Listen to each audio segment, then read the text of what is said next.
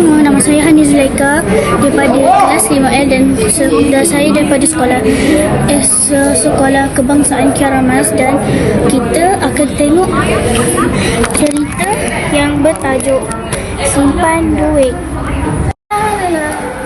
Uish, sedapnya itu, macam nak beli je. Duit habis. Macam mana duit boleh habis ya? Tadi beli air je kot. Syah, kenapa duit aku dah habis ya? Manalah aku tahu duit kau borong air kan? Ni mesti kau selalu habiskan duit. Kawan-kawan, kalau nak beli tu, tengok dulu sebab kenapa kita kalau nak beli benda tu, kita kena kumpul bukan duit. Kalau nak pergi beli tu, jangan habiskan duit, janganlah borong. Kita kena simpan duit banyak-banyak, barulah kita dapat duit banyak. Menabung boleh, tu boleh, semua boleh. So, jangan lupa menabung dan simpan duit yang ada ekstra tu. Bye, semoga bermanfaat.